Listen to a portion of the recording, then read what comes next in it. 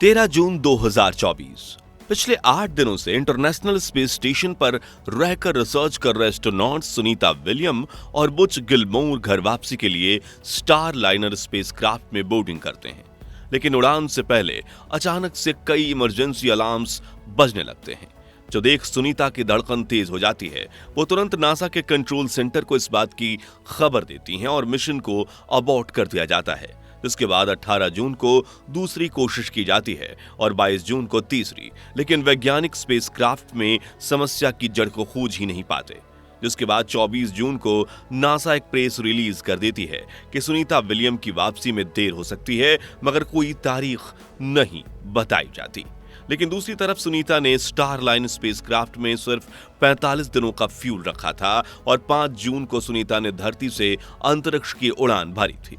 इस हिसाब से अगले 10 से 12 दिनों में सुनीता के अंतरिक्ष यान का ईंधन खाली हो जाएगा। लेकिन नासा अब तक इन 2 एस्ट्रोनॉट्स की वापसी का कोई तरीका नहीं खोज पाई है। तो क्या सुनीता विलियम्स अंतरिक्ष में हमेशा हमेशा के लिए फंसी रह जाएंगी? और क्या इतिहास कल्पना चावला और उनके 7 क्रू मेंबर्स के साथ हुए उस दर्दनाक घटना को फिर से दोहराएगा? और क्यों लॉन्चिंग के वक्त इस प्रॉब्लम के बारे में जानने के बावजूद नासा ने लापरवाही दिखाई? जानेंगे पूरी खबर इस रोंगटे खड़े कर देने वाली वीडियो में। तो हर भारतीय इस वीडियो को पूरा जरूर देखे।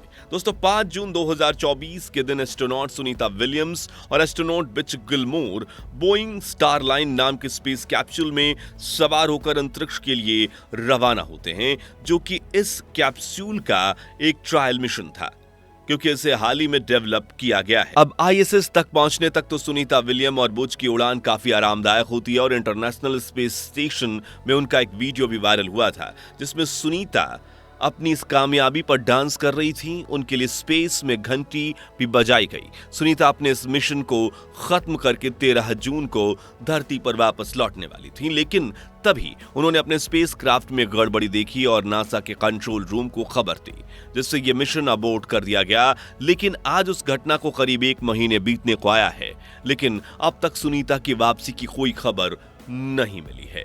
दरअसल सुनीता और बुच गिलमोर जब वापस आने की तैयारी कर रहे थे, तभी उन्होंने देखा कि उनके स्पेस कैप्सूल में 5 जगह से हीलियम गैस लीक हो रही है, जो कि जहाज के प्रोपल्शन सिस्टम को प्रेशर देता है। साथ ही कैप्सूल की रिएक्शन कंट्रोल सिस्टम खराब हो गया था, जो कि वापसी के वक्त स्पेसक्राफ्ट का नियंत्रण करने के लिए काफी जरूरी है। और चौंकाने वाली बात तो यह भी है कि लॉन्चिंग से पहले ही स्टार लाइन स्पेस कैप्सूल में यह दिक्कत आई थी, जिसकी वजह से लॉन्च 2 बार टाला भी गया था।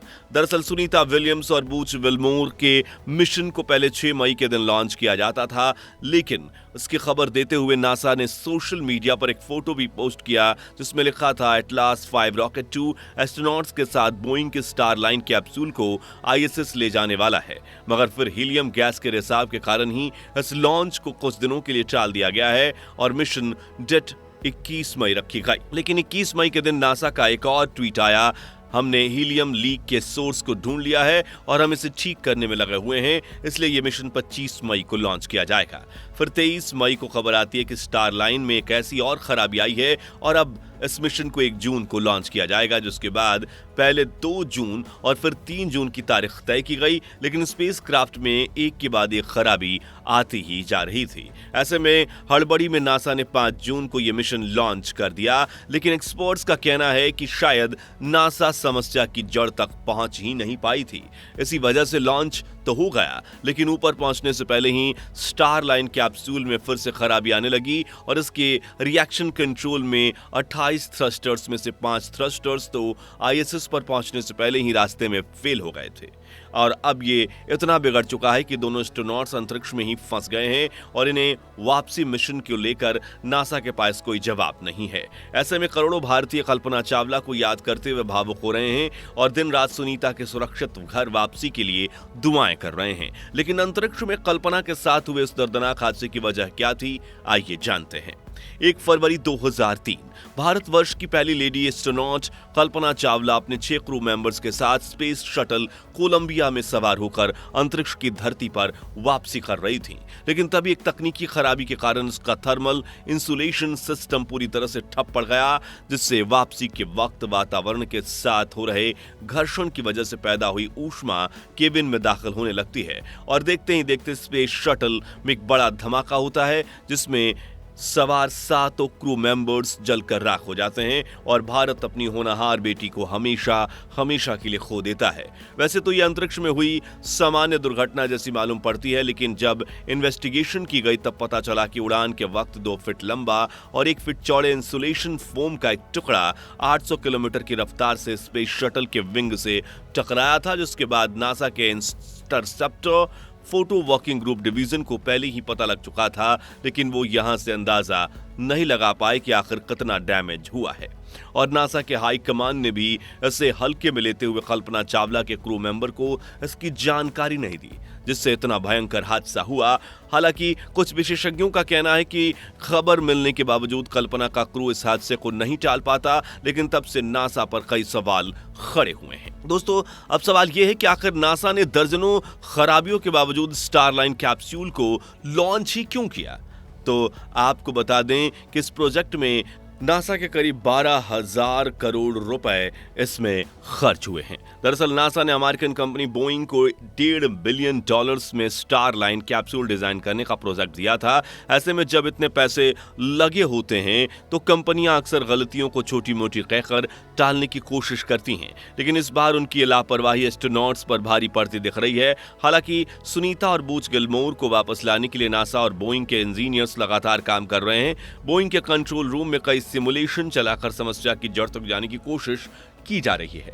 हालांकि समस्या पता चलने के बाद उसमें ठीक तो सुनीता या बूच या स्पेस स्टेशन पर मौजूद दूसरे एस्ट्रोनॉट्स को ही करना पड़ेगा। और यहाँ एक और दिक्कत यह है कि सॉफ्टवेयर अपडेट हो जाएगा, लेकिन उसमें भी काम नहीं बना तो फिर हार्डवेयर पार्ट्स को एक और रॉकेट के जरिए आईएसएस पर भेजना पड़ेगा, जिसमें काफी ज्यादा समय लगेगा। लेकिन यहां तो ईंधन खत्म होने का टाइमर टिक टिक कर रहा है। तो क्या सुनीता विलियम्स और बुच विलमोर हमेशा के लिए आईएसएस पर फंसे रह जाएंगे, या फिर नासा के पास दूसरे विकल्प हैं? तो इसका जवाब है हाँ, बिल्कुल नासा के पास कुछ विकल्प उपलब्ध हैं, लेकिन वो इतनी आसानी से नहीं उपलब्ध होंगे। तो अगर आईएसएस की लाइव फोटो देखेंगे तो यहाँ आपको 6 स्पेसक्राफ्ट अटैच दिखेंगे, जिसमें से प्रोग्राम 88, प्रोग्रेस 87, सागियंस 20 तो कार्गो स्पेसक्राफ्ट हैं, जो एक मालगाड़ी की तरह ही हैं, जो पृथ्वी से आईएसएस पर सामान लेकर जाते हैं। यानी इसमें क्रू मेंबर्स के बैठने की जगह नहीं है। लेकिन इनके अलावा जो ड्रैगन स्पेसक्राफ्ट है वो अमेरिकन स्पेस एजेंसी स्पेसएक्स का ही शटल है, जो हाल ही में कुछ क्रू मेंबर्स को आईएसएस पर ले गया था। तो नासा एलन मस्क से बात करके उनकी कंपनी स्पेसएक्स के स्पेसक्राफ्ट से सुनीता और बुच गिलमोर को धरती पर वापस ला सकती है, लेकिन उसके बाद स्पेसएक्स के क्रू को लाने के लिए फिर से नया स्पेसक्राफ्ट भेजना होगा, जो कि थोड़ा मुश्किल हो सकता है। ऐसे में स्पेसएक्स अपने एस्ट्रोनॉट्स के अंतरिक्ष यान को नासा को सौंपेगी नहीं, वो बड़ा सवाल है। ठीक वैसे ही रूस का भी सोयूज MS-25 स्पेसक्राफ्ट भी आईएसएस पर मौजूद है, जो सुनीता और बूच को वापस ला सकता है, लेकिन इसके लिए अमेरिका को भी सभी गिले शिकवे दूर करके रूस से मदद मांगनी पड़ेगी।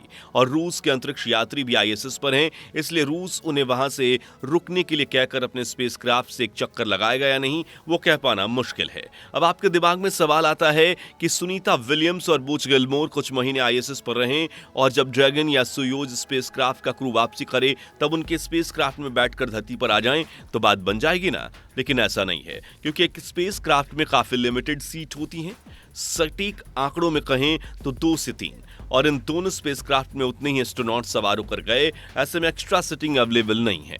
और आखिर में तीसरा ऑप्शन है कि नासा जल्द से जल्द स्टारलाइन को पूरी तरह से ठीक करे और उसमें बैठकर सुनीता वापस धरती पर आए, और इसी विकल्प पर सबसे ज्यादा काम चल रहा है। बता दें कि इस वक्त दुनिया भर में छाई हुई भारतीय अंतरिक्ष एजेंसी इसरो के चीफ एस सोमनाथ ने भी सुनीता विलियम की वापसी को लेकर अच्छी खबर दी है। उन्होंने कहा है कि इसमें चिंता की कोई बात नहीं है। इंटरनेशनल स्पेस स्टेशन लंबे समय तक रहने के लिए एक सुरक्षित जगह है और ये सिर्फ सुनीता का मामला नहीं बल्कि ऐसा किसी भी एस्ट्रोनॉट्स के साथ हो सकता है। आगे उन्होंने कहा कि आईएसएस पर इस वक्त 9 अंतरिक्ष यात्री हैं और सभी सुरक्षित हैं, जबकि सुनीता के पास कई मिशन का अनुभव है और उन्होंने नए स्पेस व्हीकल की पहली फ्लाइट में हिस्सा लिया है।